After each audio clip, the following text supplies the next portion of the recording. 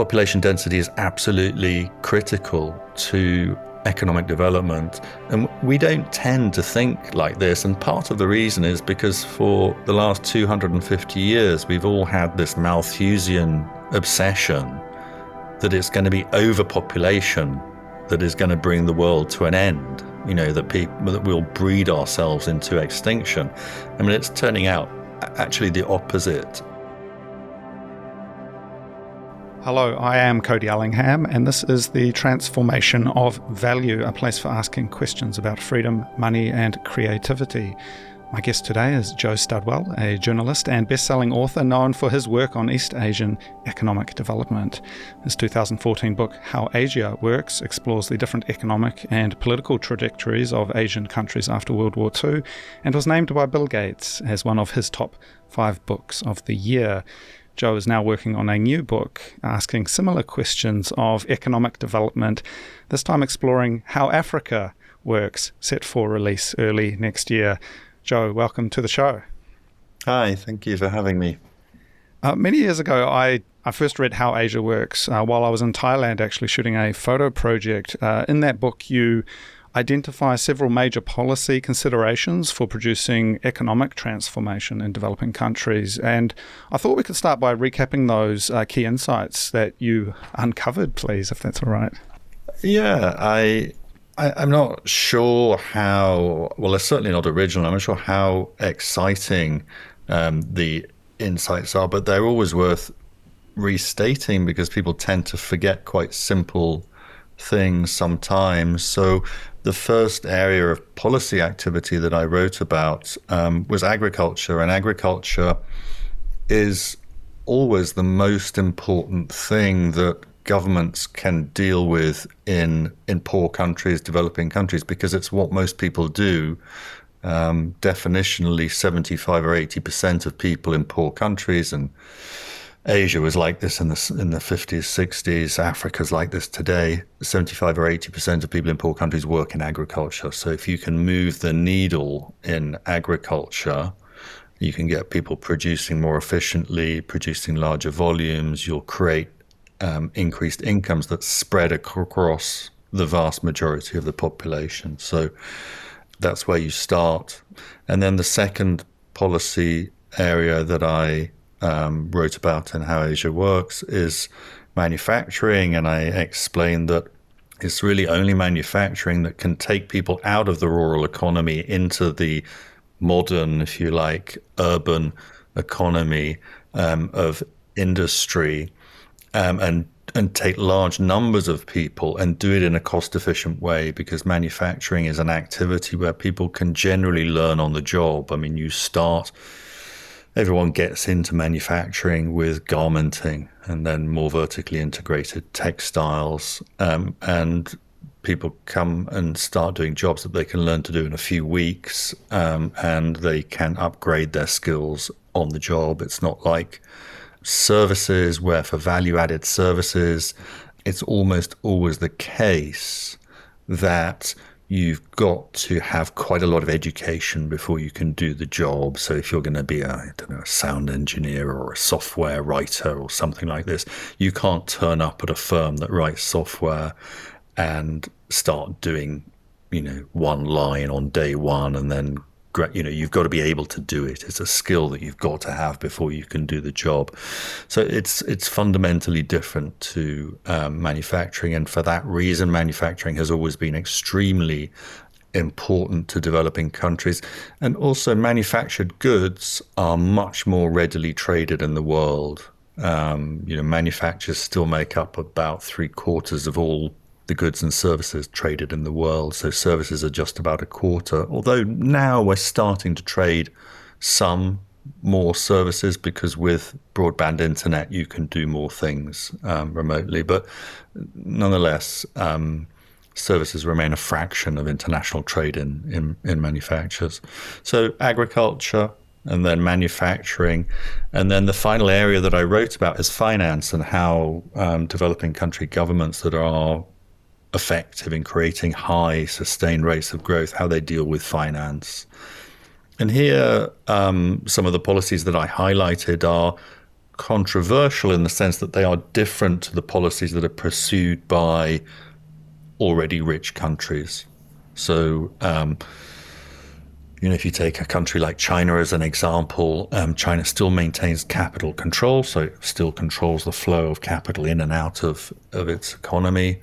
It very closely controls the banking system. There are some quasi-private banks in China, but most of the banks are state-owned, and in fact they are beginning to regain a bit of market share, having lost a lot of market share. And this allows a government like the government of China to effectively to direct capital where it wants it to go. And so when it has its priorities in agriculture and it has its priorities in manufacturing, it can make sure that the money goes where it wants. And I'm sure you're aware that China has a huge push at the moment to move into new areas of very value-added manufacturing that it hasn't done before. Much to the upset of, in particular, the government in Washington D.C. And this is, at the heart of some of the strains, the trade strains between the two countries. But developing countries have always tended to do this kind of thing and use various tricks to make the financial system pay its way. An obvious one is that countries like China, or before it Japan and Taiwan and Korea, pay ungenerous interest rates in the banking system to savers, or somewhat less generous than you would get in a free market economy, and give the banks quite wide margins, which allows them to lend to, in particular, manufacturing activities, where in some cases the loans don't get repaid, but they can compensate because they have very good margins. So the profitability allows them to do what the government wants them to do, rather than what banks would do if they were left to their own devices, just to make as much money as possible. So I pointed out that those are the commonalities of the most successful East Asian developing economies. Well, it's fascinating just on that last point of the financial sector.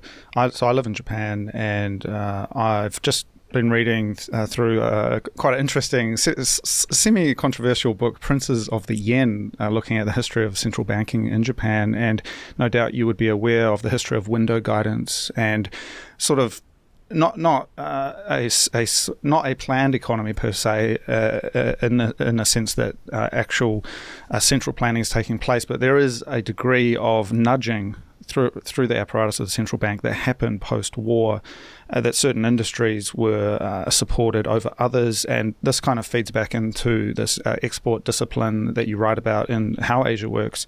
Sort of, the famous examples in Japan being things like automobiles, electronics, being supported in that post-war period, not in a direct sense, but sort of in a roundabout way, and it was very interesting to read about the history of that. Yeah, absolutely. I mean, I think developed countries always tend to assume that what went on in their past is exactly what goes on today. And of course, that's not true. So, the United States is essentially a free market nation today, but then it is the technological leader of the world in many areas. So open competition suits the United States very well. But if you go back to the developmental era of the United States and look at how the US behaved, you'll find that in 1900, the US had the highest average tariff in the world. Yeah, it was running an average 40% tariff in 1900 because it was protecting its infant industries against competition, particularly from European manufacturers. So I think that, the lesson of development really is that governments and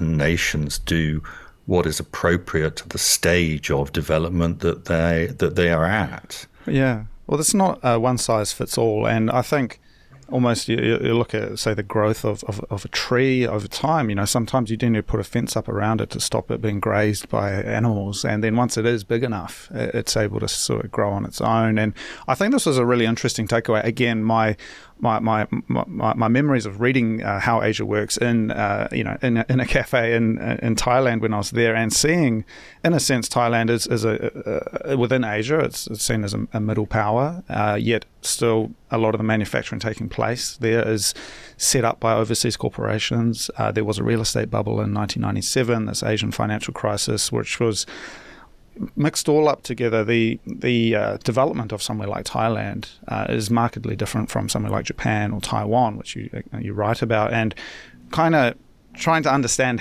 how we arrived at that place was certainly very illuminating for me. But now you've spent your career looking at East Asia, which is very interesting. But now Africa, what prompted the move to focus on African development? Well, in a way, and I mean, here's the name drop. In a way, Bill Gates did, because I after Gates liked the last book, I met him in Seattle, and we talked about East Asia. We mainly talked about China for an hour or so. But at the end of it, he said, you know what, I'd really like to know is what you think about Africa, because that's where I'm spending all my money. And I didn't think anything of this really at the time, because I don't know if I'd been even to sub-Saharan Africa at that point. So I didn't think much of it. But then the Ethiopian government, and shortly after the Rwandan government, said, will you come out and talk to us? And I said, well, it's very kind of you to ask, but there's no point because I don't know anything about Africa. And they said, well, we don't want you to know. You don't need to know anything about Africa. We want to talk to you about East Asia and policy, and discuss some of the sort of policy questions that we're confronting at the moment.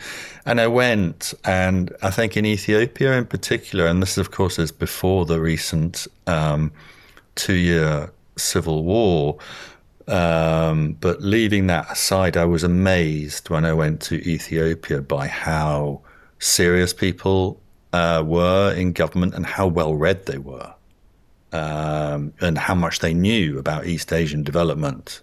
And I came away, and I still think that of government people that I've met in any country, anywhere in the world, they were probably the best informed on almost like academic questions of development. I'm sure you know that the government that came to power in 1991 in Ethiopia fought a war of more than a decade against the Maoist Derg. And because from around July in Ethiopia you get very heavy rains in the summer, there's a fighting season. And then there's when these rains come, you can't really fight because most parts of the country you can't move around. And so they used to stop fighting and read books about Korean exports and things. Yeah, that's fascinating. And I mean, indeed, turning our lens to Africa, there are 54 internationally recognized states with about 1.5 billion people in total. And one of the key differences you identify in the book compared to East Asia is that Africa as a continent is a place of much land but low population density, perhaps as maybe the first point of difference from which we can start looking at development. And I thought maybe you could tell me a little bit more about these unique conditions we see within the continent overall. Obviously, it's a very diverse place, but what are the differences that we must look at to start with in terms of the African situation? Yeah, the demographics is the big difference, and it's one that no one has really focused on really since the 50s and 60s. There was academic work done in the 50s and the 60s because Africa failed to fulfill the expectations really of some development economists after the Second World War, when it didn't take off in the way that people thought that it would on the basis of the resources that there are in Africa.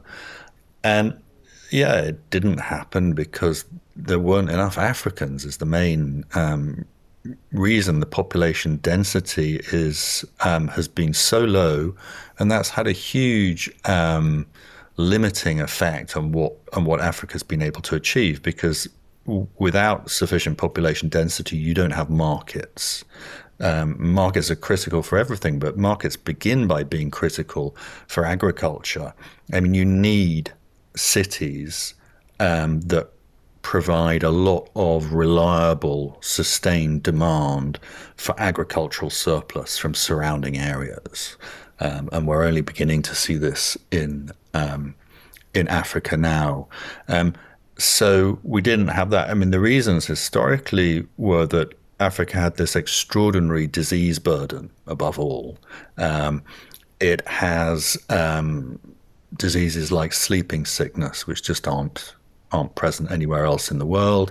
It has malaria, which is present in other parts of the world, but African malaria is more aggressive, and African mosquitoes are particularly fond of biting human beings rather than animals, and all sorts of other, hookworms and diseases that still affect hundreds of millions of people. So all this contributed to this very low population density.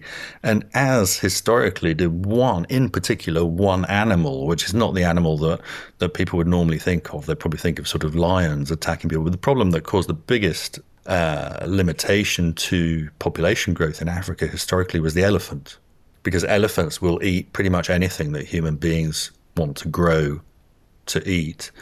And if you go back to 1800, there were 200 million elephants in Africa. And unless you've got big guns, you can't do anything you can't scare off an elephant. If they want to eat your field of crops, they will eat your fence field. won't stop them either, right? Nothing will stop them. Yeah. Yeah. Well, it's interesting because a disease burden you mentioned as well, not just for people, but also for livestock. The rinderpest, the tsetse fly, these various diseases that made it incredibly inhospitable for cattle and these domesticated animals to be productive, and also low quality soils in a lot of cases. The ability to grow grass or feed for animals maybe meant that, and perhaps growing practices as well, were in a sense led to maybe more grazing broadly, moving from place to place once soils get depleted, etc. So there's kind of less intensity. And what strikes me about this is actually a criticism of American cities that is really interesting from an urban planning perspective, is that a kilometre of road, how many ratepayers are paying for that? Because when it's a diverse, spread out population, it's actually, it's not paying for itself. Whereas if you have a very dense, somewhere like Tokyo, a Japanese city, an Asian city, there's a lot more ratepayers, there's a lot more taxpayers per kilometre who are actually contributing to that piece of infrastructure. So this low density, the economics can be quite clearly outlined there, it seems. Exactly. I mean, when you start to look, you realise that you need population density for all kinds of reasons. I mean, you say, there that often African soils are lower quality, but actually you can work on soil quality and you can work organic material into the soil, but you need a lot of labor to do it. You can't do it with big machines, so if you're in East Asia and you've got plenty of people, you can upgrade soil quality in areas where it's not very good. Africa just hasn't had that possibility. And then, as you say, with infrastructure, the unit costs of infrastructure depend fundamentally on the density of population and number of people that you've got. And in the Africa book, I give some examples to help people to understand this. So obviously I'm British, so in one example I give is how the UK works fiscally. So the UK is divided into regions by the Office of National Statistics. And in the UK, we have only two areas that produce a fiscal surplus in the whole country. One is London and one is the South East. And unsurprisingly, these are the two most densely populated parts of the country. Everywhere else produces a fiscal deficit. So in some sense, they're kind of sponging off the Southeast and London in tax terms. And if you look at just London accounts for 70% of the whole of the UK's fiscal surplus. Now, overall, there's a fiscal deficit because the deficits are bigger than the surplus, but two regions produce and when you can dig down into this and look further. I mean, I don't know if you've been in London recently, but last few years there was a new tube line open called the Elizabeth line, and it's a fantastic tube line. It cost nearly £30 billion. It was the biggest infrastructure project in Europe, but it was affordable for London because 1.5 million people live within a 5 minute walk of a station on that line.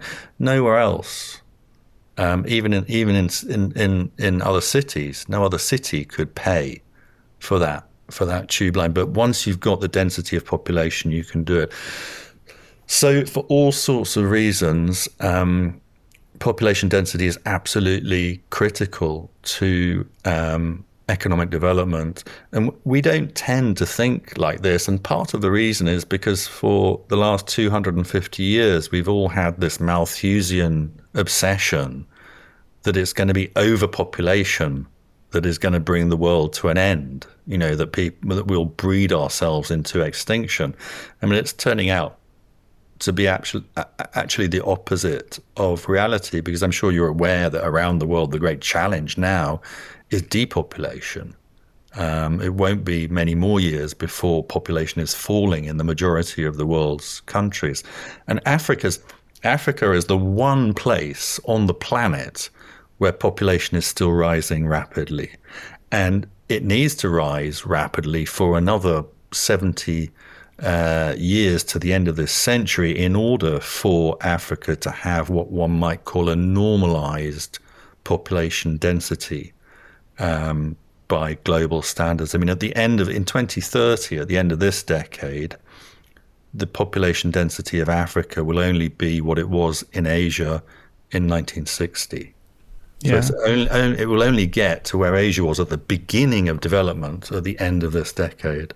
Yeah, well, it's fascinating. I mean, as I mentioned, I live in Japan, and the population in absolute terms is decreasing here, and I think over 500,000. 500,000 people less than last year, according to the statistics. And this is fascinating because the opposite of that, coming back to the density question, just near my house, there's fields which are perhaps 1 hectare or even less than a hectare, and yet they are bulging with all sorts of fruit and things being grown, and it's incredibly manicured and looked after and highly productive land, and so it's a very interesting situation, right? And so we've got this this history of low density though, and it's got an impact though, because what that meant, as you write, quote, the impact of sparse population was that where political power did develop, it focused not on the control of land, but on control of people and their domesticated animals. People were always the scarce resource and most scarce resource in Africa. And this presented some interesting outcomes when the colonial project began to take place. Maps were drawn where previously there were no maps. There was a demarcation of territories in a very European fashion, and this led to a lot of challenges, right? So maybe you could elaborate more on sort of that role of low population density in the beginning with colonialism. Yeah. Well, I think the most obvious manifestation, as you said, is that in Africa, people didn't try to control land, they tried to control people. And what that meant historically, long before outsiders came to engage in slavery in Africa, Africans themselves were enslaving other African people. So that had a long history. What really happened then with the arrival of, on the one hand, Arabs from the Middle East and Europeans, was that they really industrialized slavery. So a lot of traditional slavery within Africa, which was very widespread, tended to be what anthropologists describe as open systems, which meant that, in the second or third generation, slaves would often become part of the community that had enslaved them, whereas slavery run by foreigners was closed slavery systems, as they're called, and people who were enslaved remained slaves, and so did their kids and their children's children. So again, that all comes out of demographics, And really, as a number of academics have observed over the years, there was indigenous slavery before foreigners came for slaves in Africa. But the reason that the export of slaves became such a vast scale, over 20 million people in total, is that the slaves ultimately were worth more in the places that they were taken to, which was Latin America and the Caribbean principally, and then of course to the Middle East, and some parts of East Africa, some plantations in East Africa. Yeah, they were more valuable in places with better plantation growing conditions, above all for sugar. I mean, sugar was the number one slavery crop. Um, beyond slavery, the other low demographic density impact, which remains very significant today, is that Africa historically was always a place where if two groups of people fell out, they didn't often end up in conflict, because there was always so much space that they could move to another place and set up without having to have conflict. And this is part of the reason why you ended up with this continent with, well over 1,000 different ethnic groups. Whereas in Europe, and the UK is the classic place, right? So the English went and beat up on the Welsh and the Scots and the Irish and dominated these groups, and then everybody had to a significant extent, accommodate English culture. So the Scots were nominally still a country, but the Scottish elite still had to meet the expectations of the English court in terms of behavior.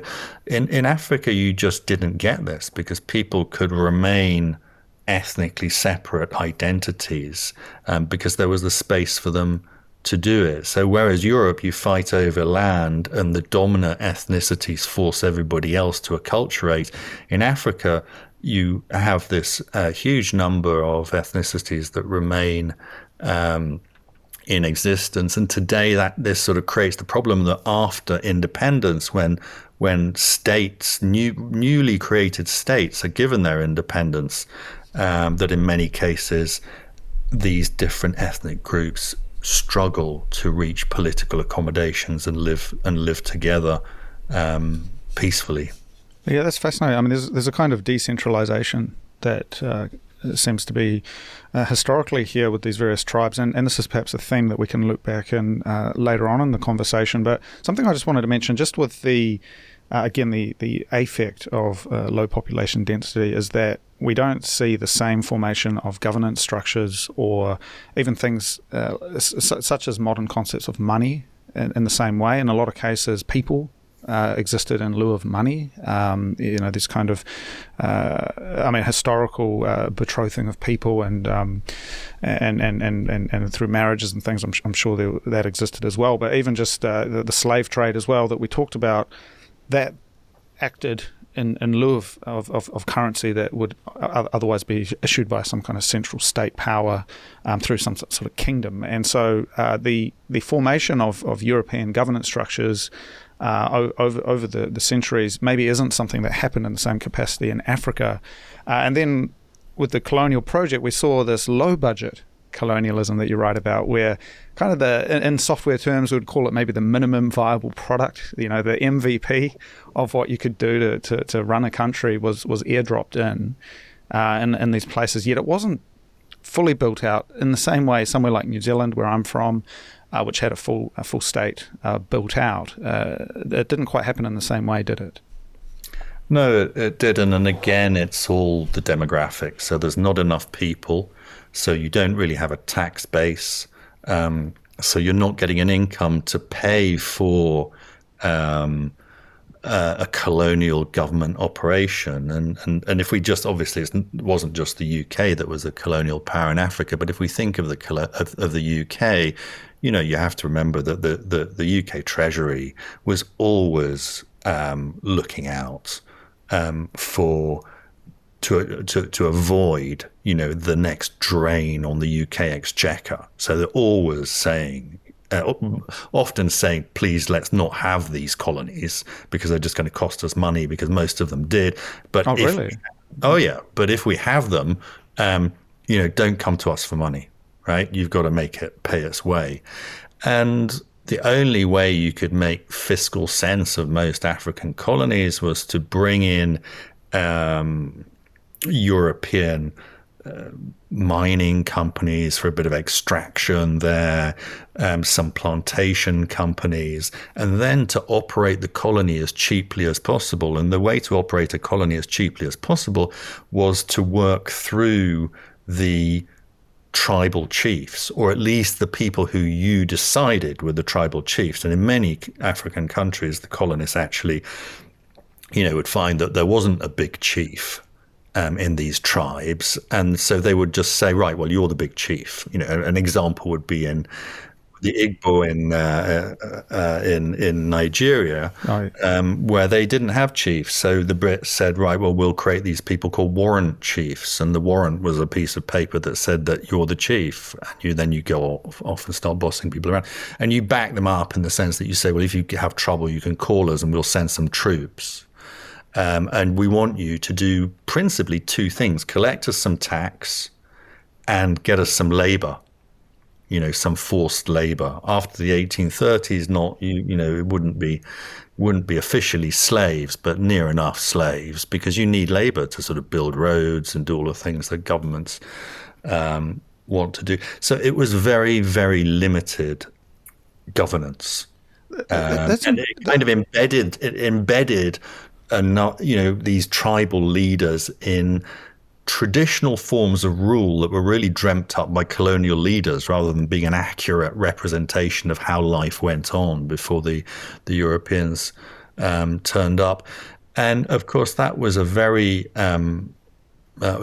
poor set of cards for these countries to be holding in the late 50s and 60s after independence. I mean, they didn't have experience of being nations. They didn't have experience of projecting power really beyond capital cities. I mean, most colonial governments, like the African governments that preceded them, where states had developed a bit, were basically just the capital city and the area immediately surrounding it. And then beyond that, you just had a list of chiefs who were supposed to bring you tax and workers.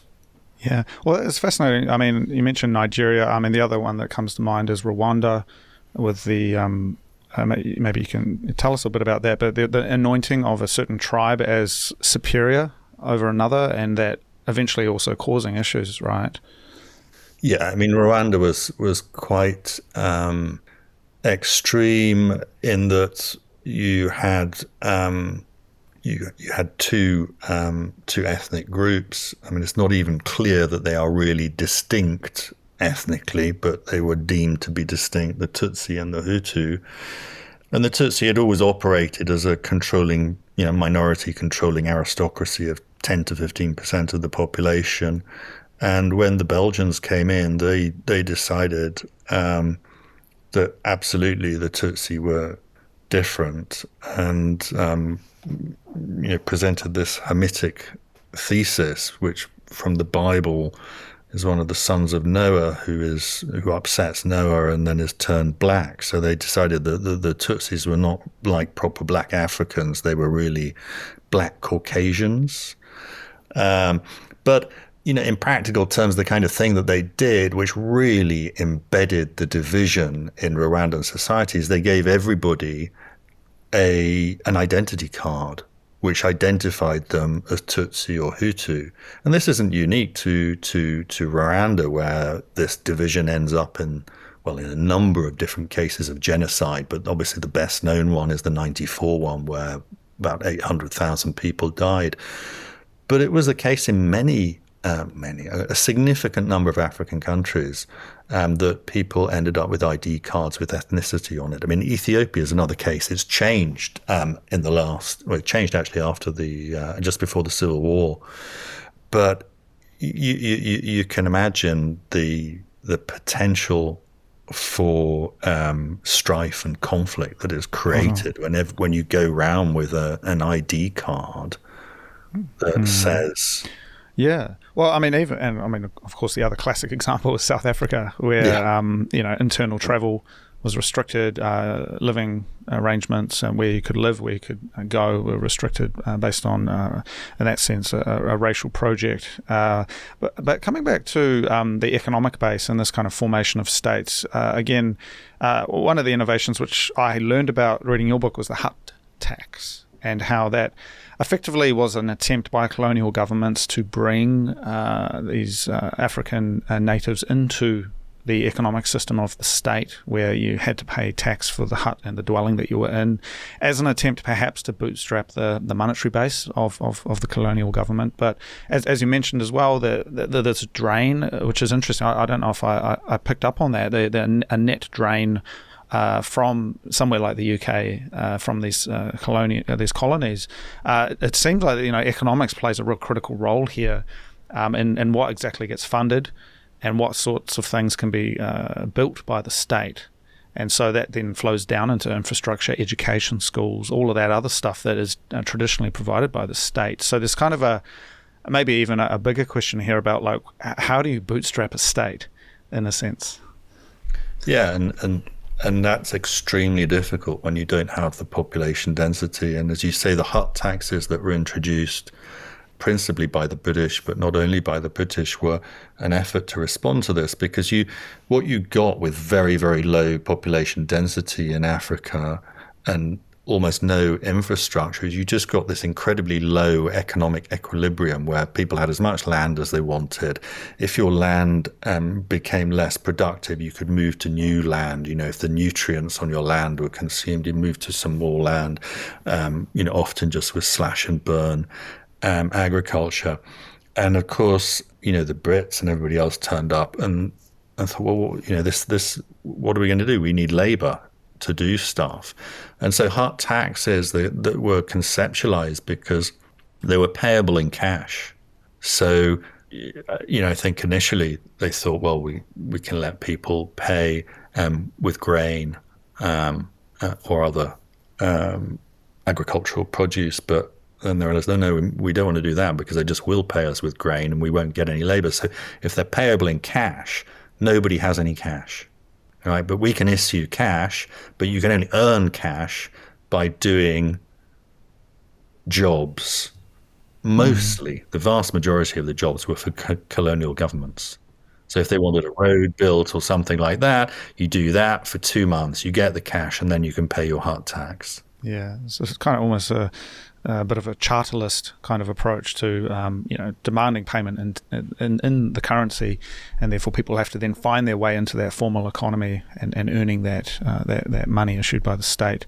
So that's really interesting. So we've got this, there's various situations, and perhaps some of it seems perhaps negative towards development. But what I do want to move into then is talking about the success stories, because you do identify 4 case studies in the book of countries that have done relatively well in this development project, including Botswana, Mauritius, Ethiopia, and Rwanda, each perhaps not following the outline of what worked for Asia, but certainly have found parts that have worked and have taken them in a good way.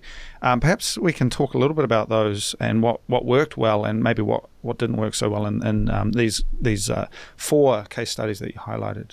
Yeah, I mean, there's a little bit of variation.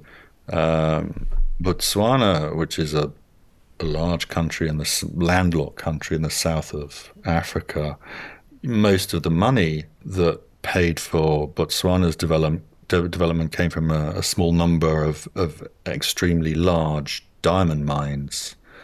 However, the Botswana government was very effective in managing that resource, and it was also, in its way, effective in agriculture.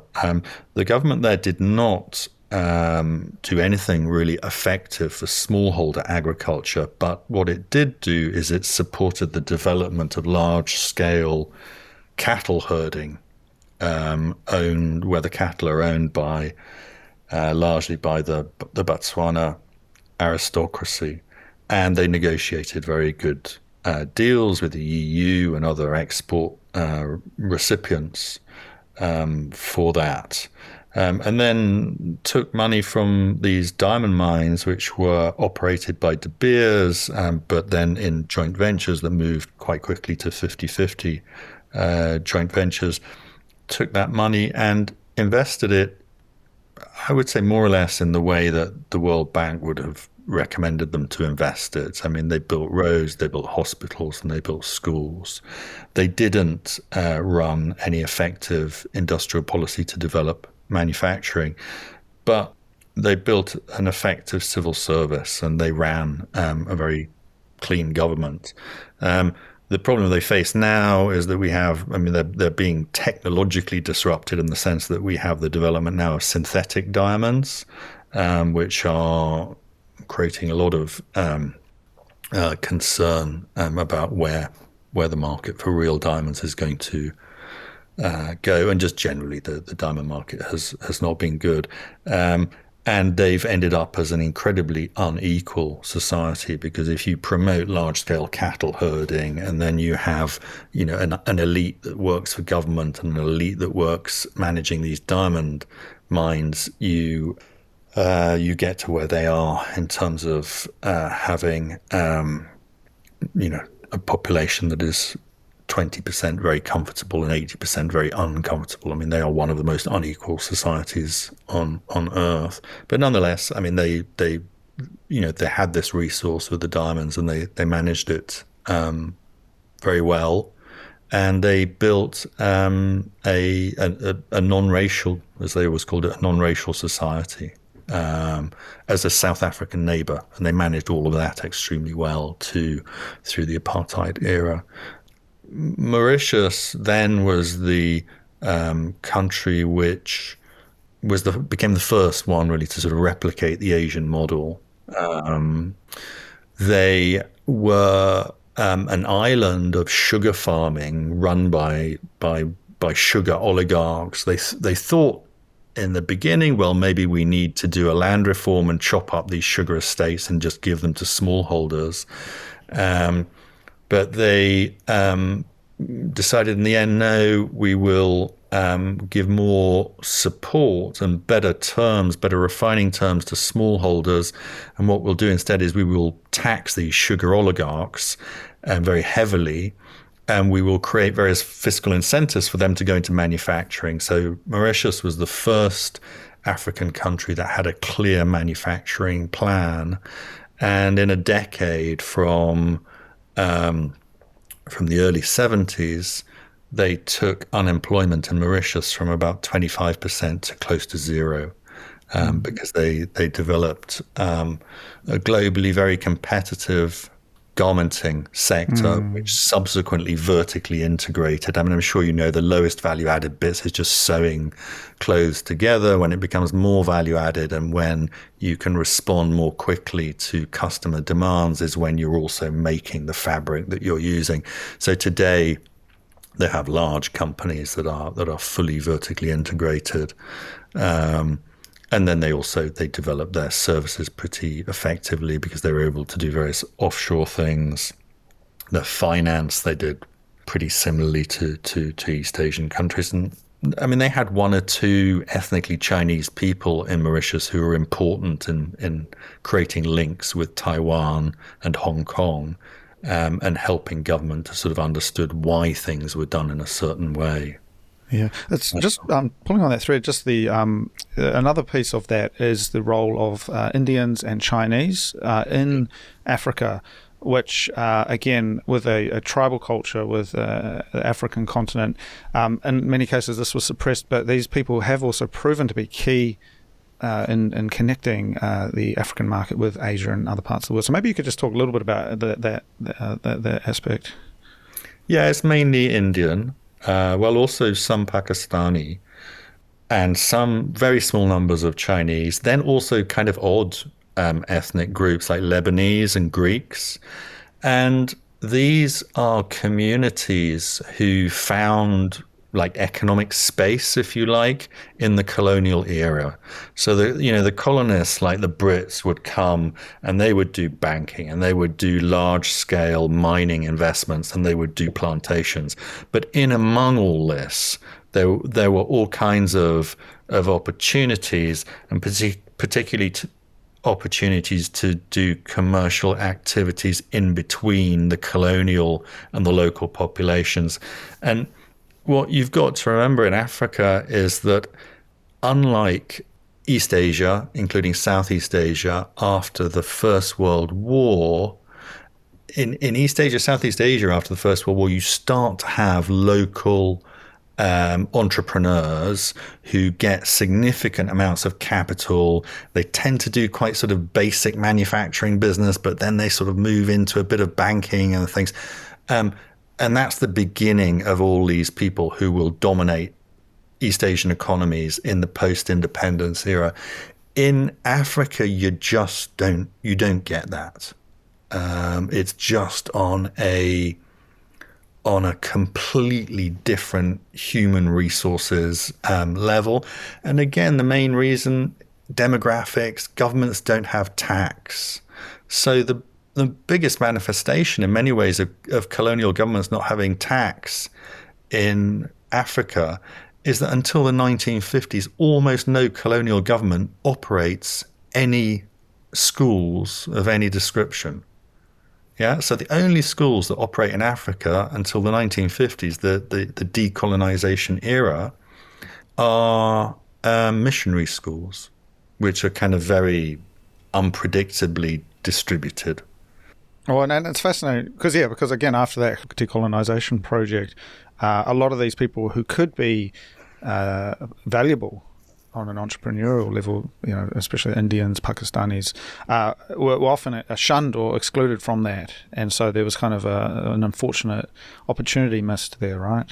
Absolutely. So after decolonization, many of these groups were very resented. I mean, the famous one is Asians in Uganda, and Idi Amin kicked them all out. But there was a lot of resentment against Asian, Indian in particular, groups in places like Kenya as well. So that really ran through the 70s and the 80s. But I would say from the 90s onwards, that African governments start to realize, well, actually, these people, they are actually Africans. They've been here for 1, 2, 3 generations, or in some cases a lot more, and they do contribute and can contribute a lot to local economies. So you see them start to be politically accepted again, and that has gone forward. And at the same time, in the last 20 years, you've begun to see the rise of an African entrepreneurial class for the first time.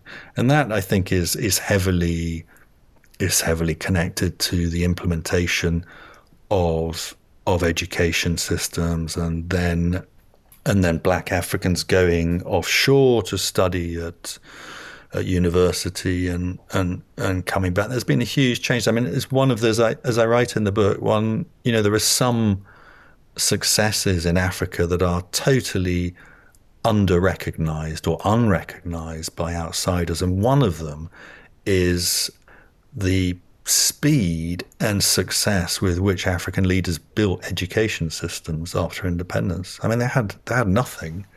And you take a country like Tanzania, and Tanzania has went in one generation, in 25 years, went from 10% literacy to about 80% literacy.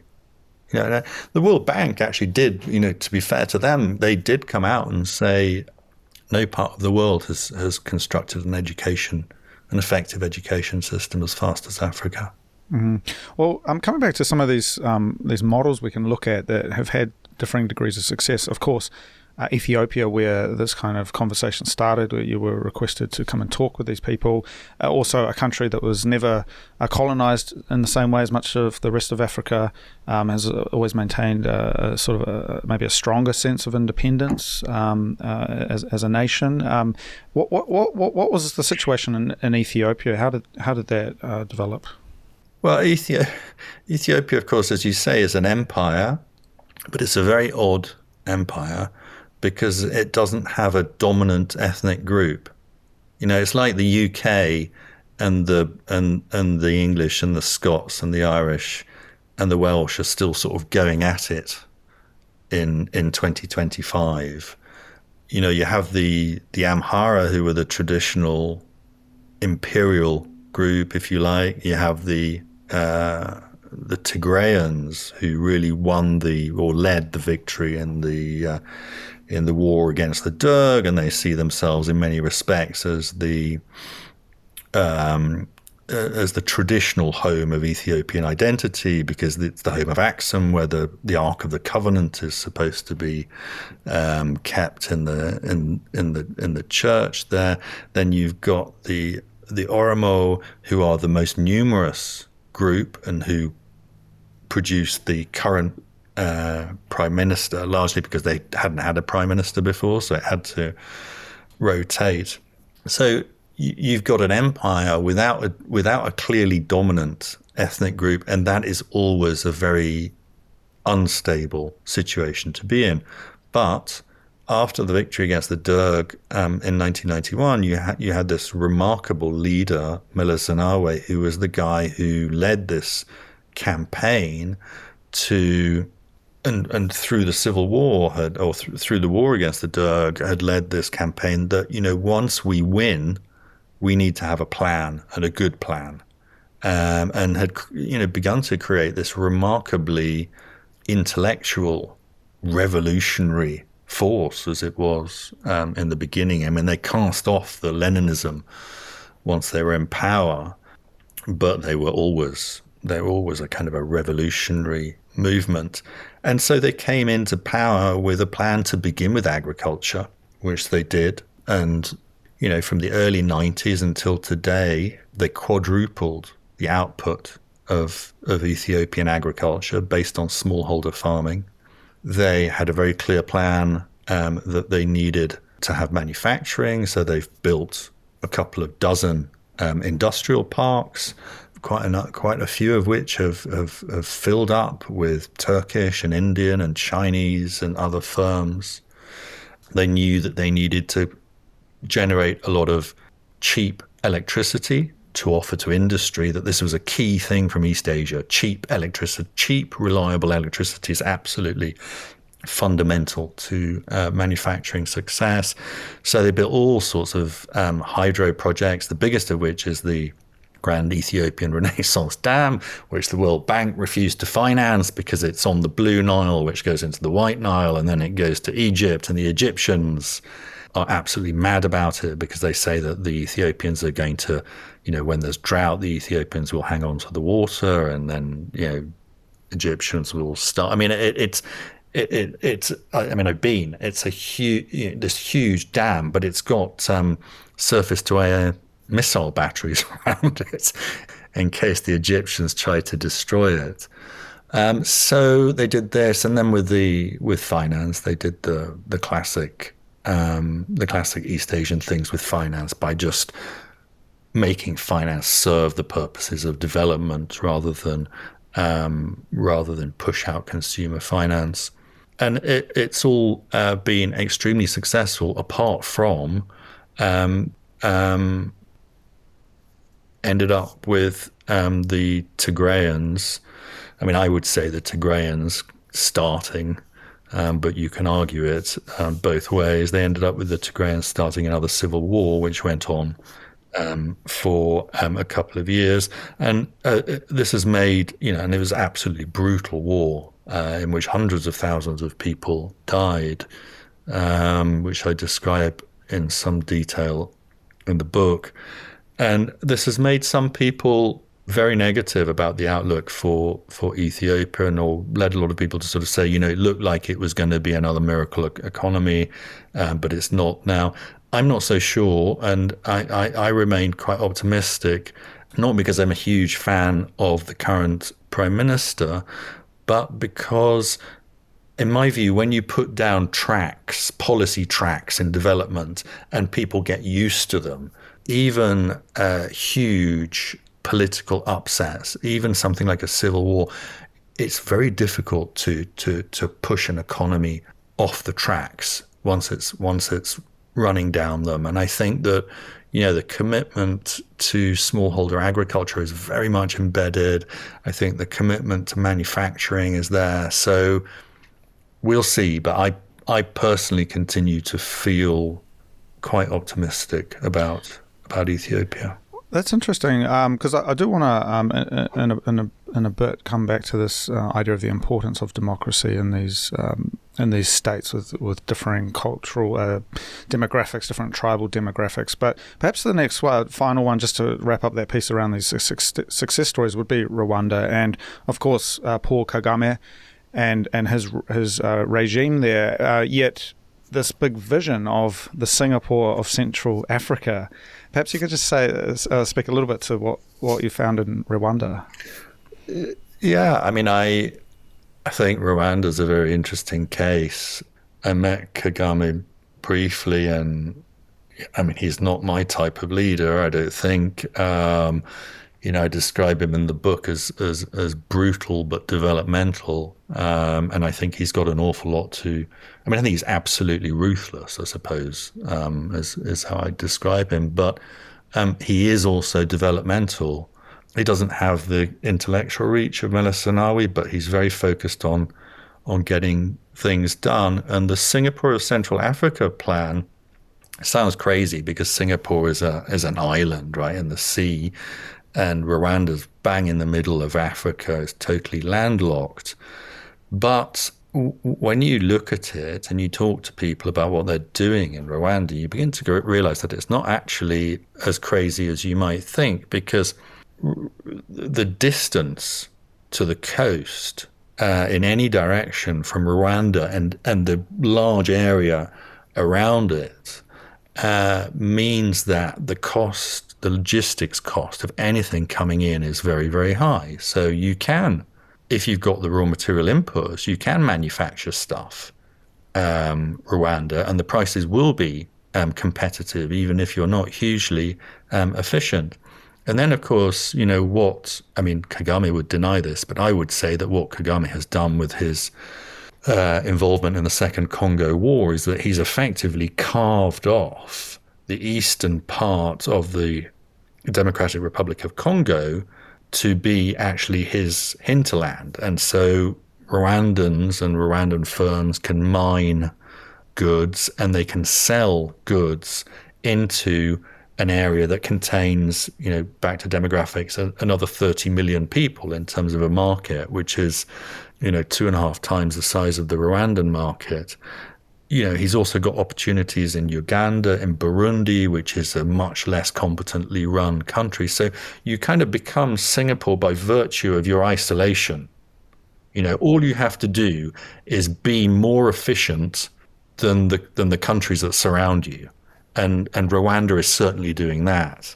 Yeah. And he's doing all kinds of stuff. I mean, and he's got a very nice sort of hotel conference center complex, and all sorts of people coming in and using this, and they're very good at raising money. I mean, they've raised money for Scandinavia, for a sort of tech hub, all kinds of stuff, and he has, and it's a bit like Gaddafi, but better. I mean, he makes extraordinary use of women in his administration. I mean, there are more women than men. They are extremely effective at the public relations that they do, but they don't just do that. I mean, in Parliament and in the judiciary, and they're incredibly loyal to him. I mean, Rwanda already ranks, I can't remember, certainly in the top 5 in the entire world for the empowerment of women when measured by their senior civil service parliament, judiciary status. Yeah. So it's a very interesting story, but I mean, I don't sort of pull punches on Rwanda because I don't think that one should. You have to consider the developmental progress alongside the evidence of what Kagame has been up to in Eastern DRC, how he treats political challengers within Rwanda, the evidence of his involvement in extrajudicial killings in other states around the world. I mean, even in the UK, we've had people put under special protection because they're considered Yeah. potential Well, hits.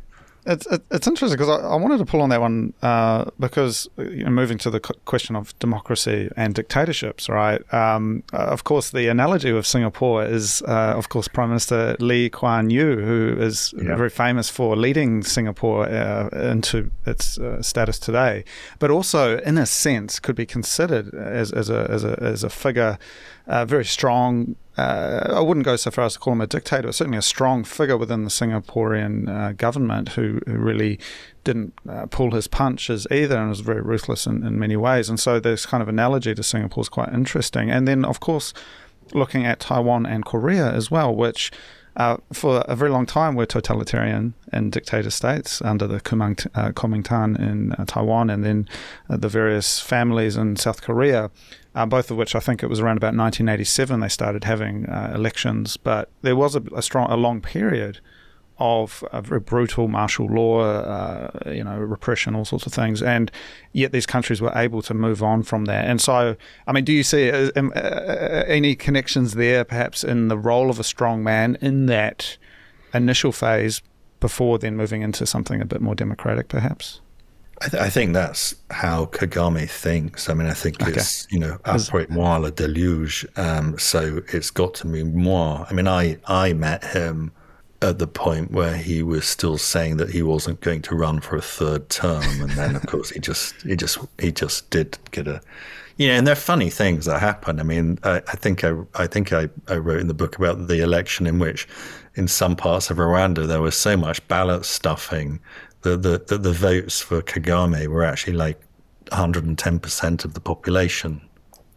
So I think that is the case. And then the question is, what happens when he goes? I mean, he's not that old. I forget his age now. He's not that old. Seems to be in good physical shape, although he works extraordinarily hard.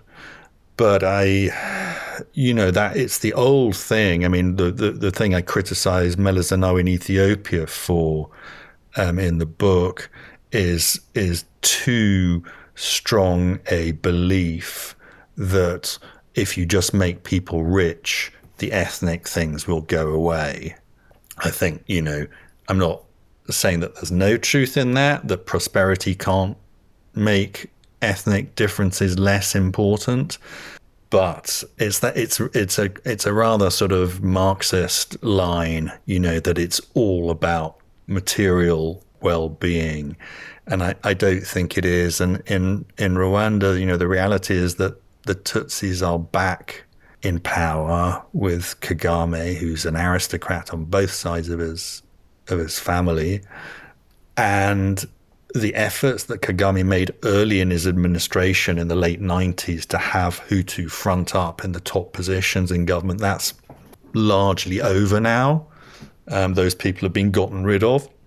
So I don't think for a moment that in a situation where 14% of the population is seen to be bossing around 86% of the population, that there isn't still the possibility for very violent ethnic strife. I mean, this isn't to say that there are no Hutu in his administration. There are, but it's more self-evidently Tutsi than it was at the beginning.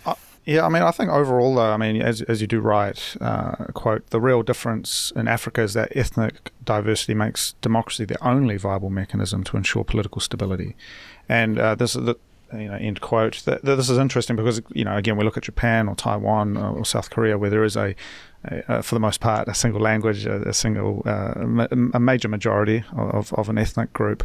And so, in a sense, this is playing on hard mode, having to make democracy work amongst various different kinds of people who maybe have different languages, different backgrounds. And perhaps, again, this is where the role of the state is important in terms of defining language, defining cultural values.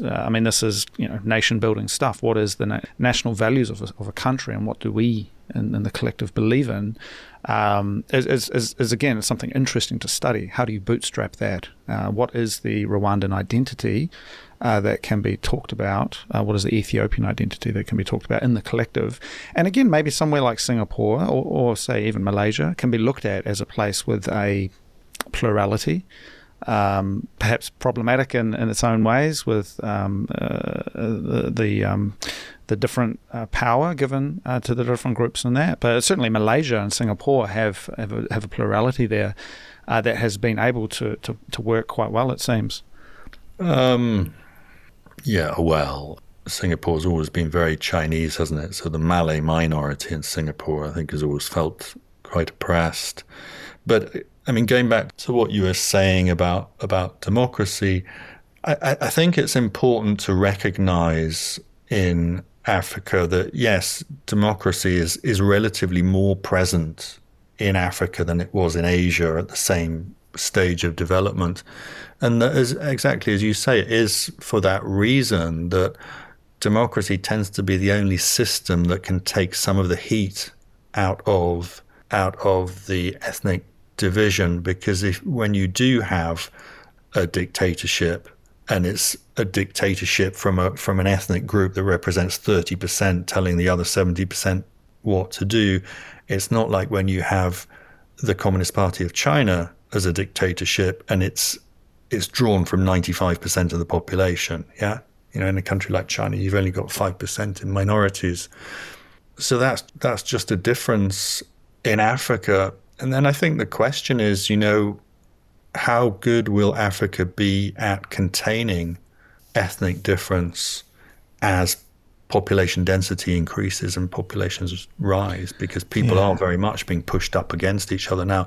And if you look at a country like Kenya, you get pretty regular violence there between different ethnic groups, usually over land, because, again, having talked earlier about a history of low demographic density, in parts of Africa now you're starting to get to quite significant demographic density, and that among poor people shows up usually more than anything over land issues. And I'm sure, like, for instance, you will have followed what's been, all the conflict in the Sahel, the south side of the Sahara, which is the Sahel, where essentially you get a bit of grass and the odd tree growing or whatever, and you get nomadic groups going through that area. But with climate change and also with rising population, these groups are increasingly in conflict with settled farmers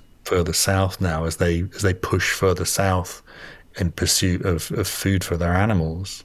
The other thing I wanted to dive into as well is coming back to this third pillar of the financial economy, a sort of a sense of protectionism around the banking sector and the way money works within a country. And certainly we saw with the decolonization a rapid move towards national currencies, a bootstrapping of central banks in many former African colonies.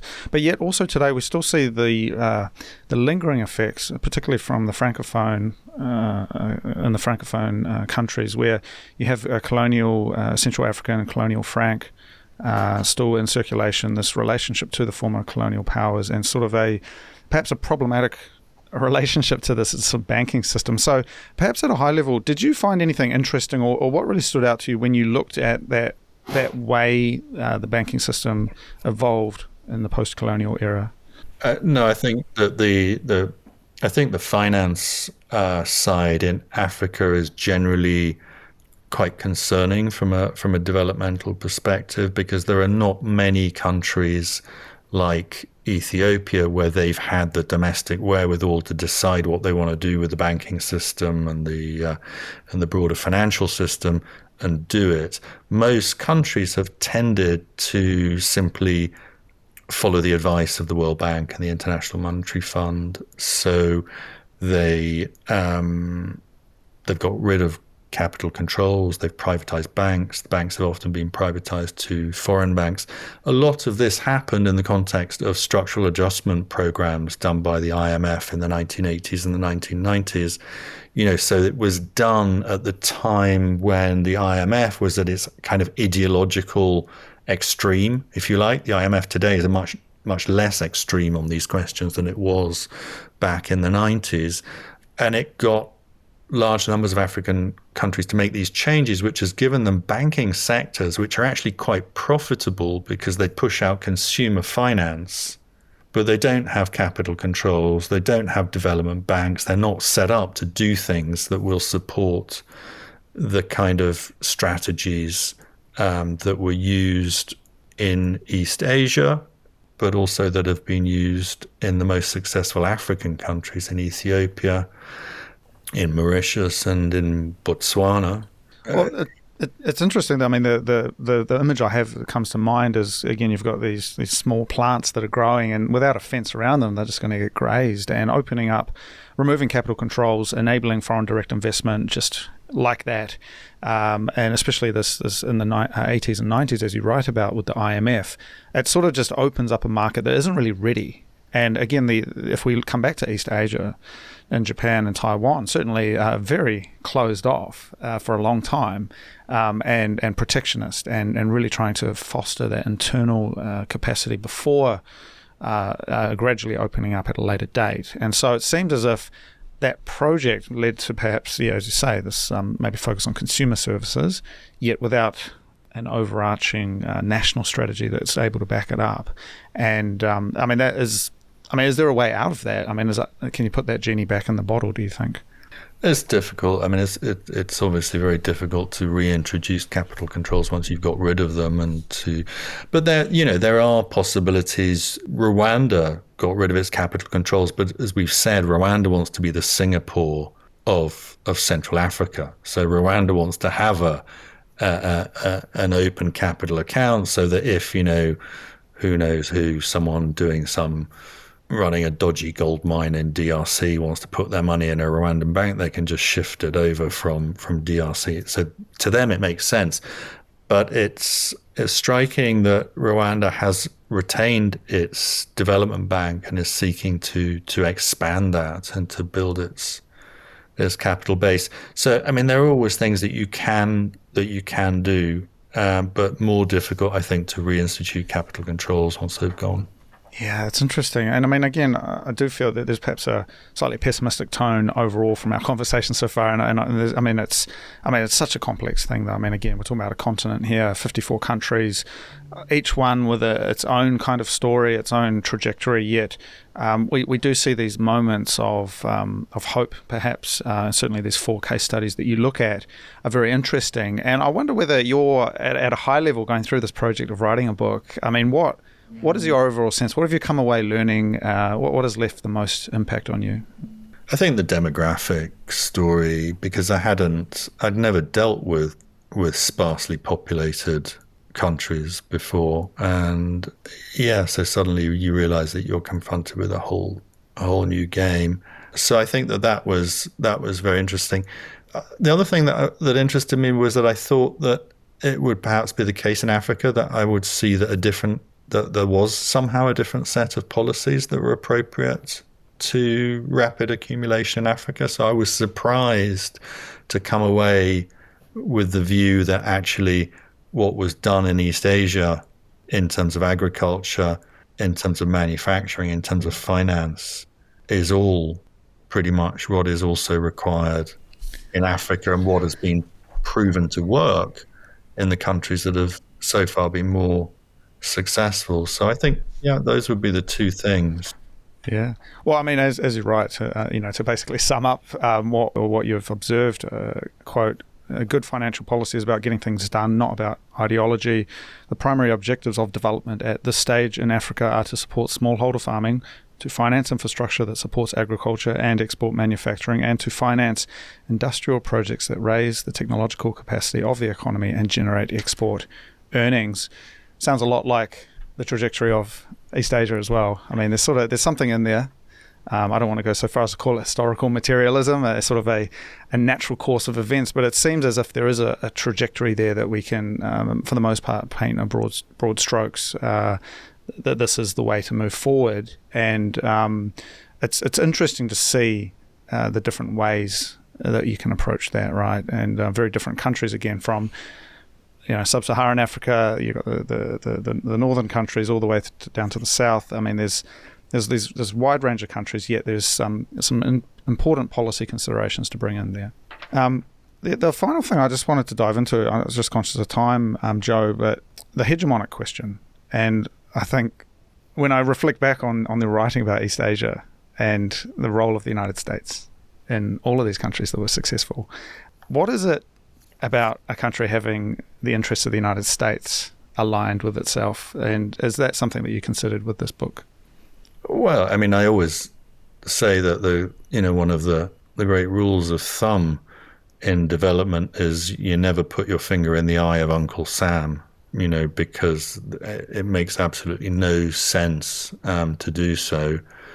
It was one of the great tragedy of Egypt under Nasser, when they did have a very clear developmental plan, and a good plan really, in the 50s, that Nasser decided that he was more interested in being the king of the Arabs and getting in a fight with the United States. And so that whole project ultimately unraveled. No, I mean, the US is the biggest market in the world, so you're going to, if you're developing, you're going to be seeking to export things. The US is also, I mean, it isn't right now, but it has been the biggest provider of development aid, and hopefully will go back to being that.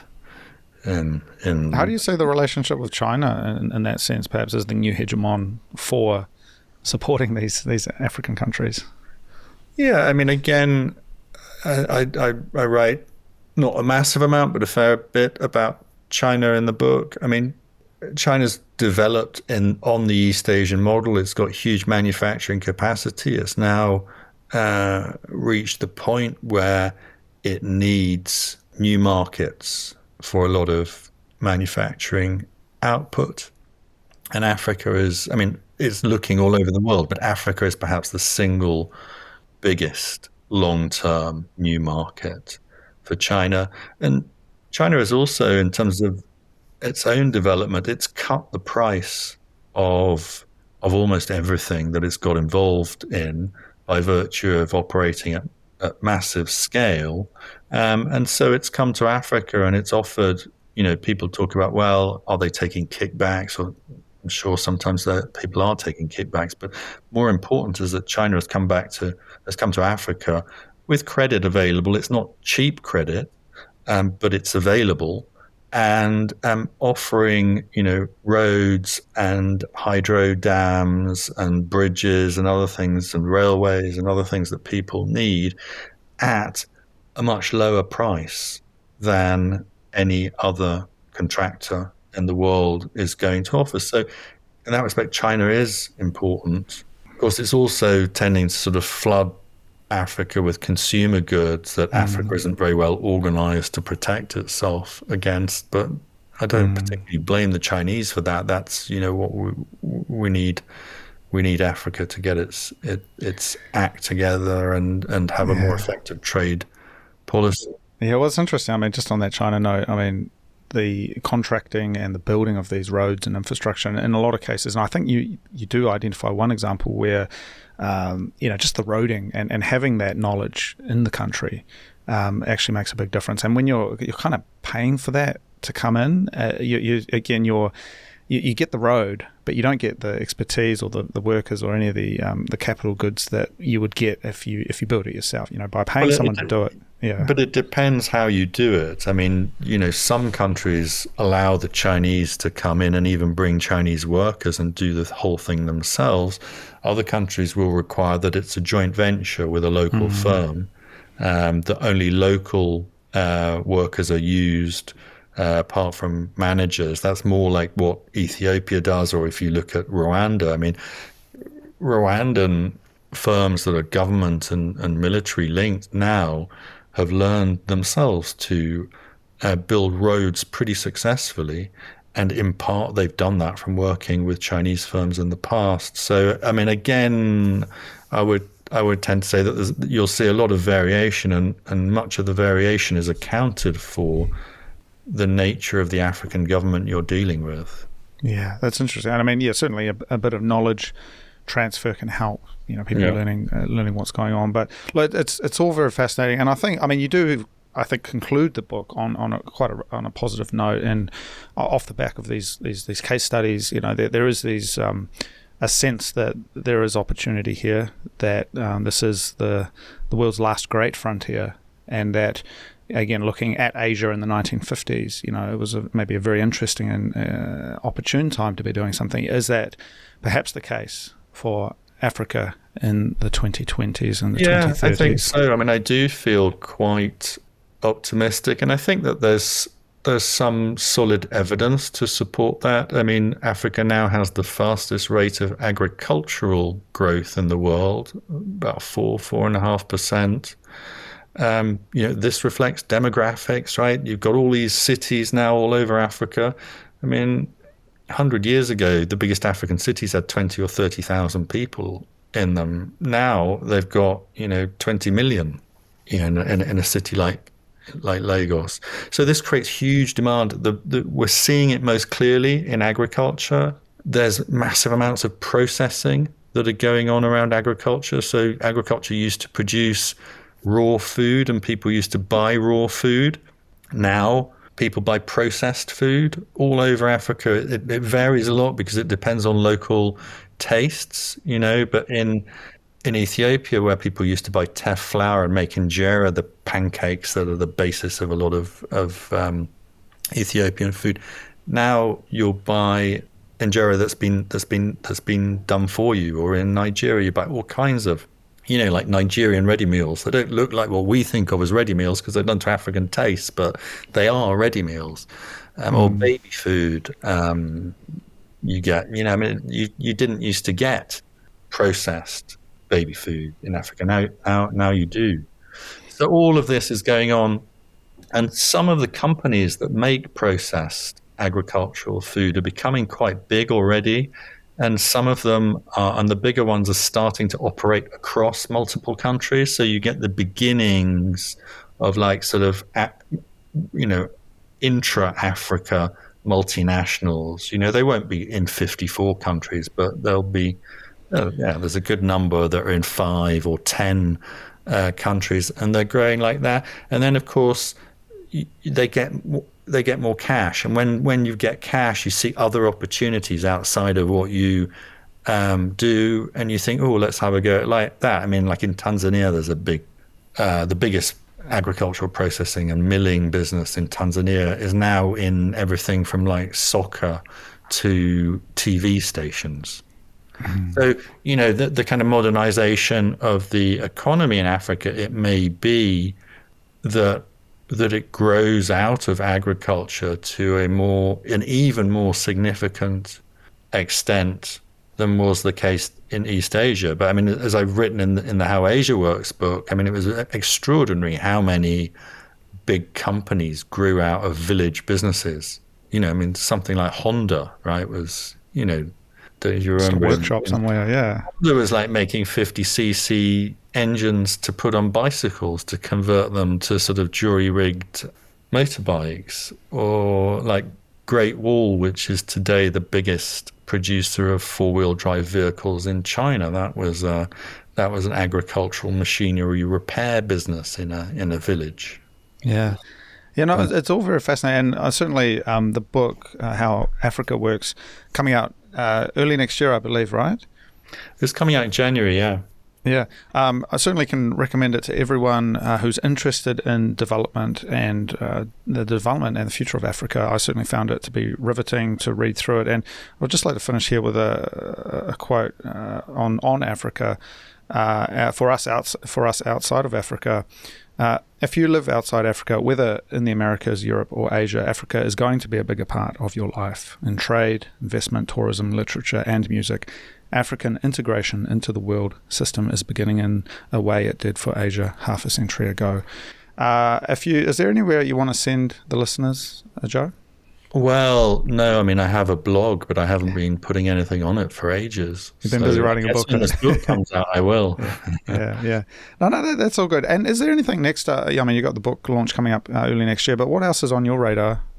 I'm contemplating writing a developmental history of the UK, because I've never written anything about my own country. That would be fascinating. That's I mean, you got somewhere like Manchester, the world's first industrial city. It could be an interesting piece of storytelling, I think. Yeah, I think. I mean, national decline is the subject du jour in this country, so it seems like a timely thing. Well, look, there was actually there was a few other things I was interested in, but just conscious of time, Joe, we might wrap it up there. Very fascinating. I mean, certainly can recommend the book to everyone. But thank you so much for your time, and we might leave it there. Thank you, Cody. All right.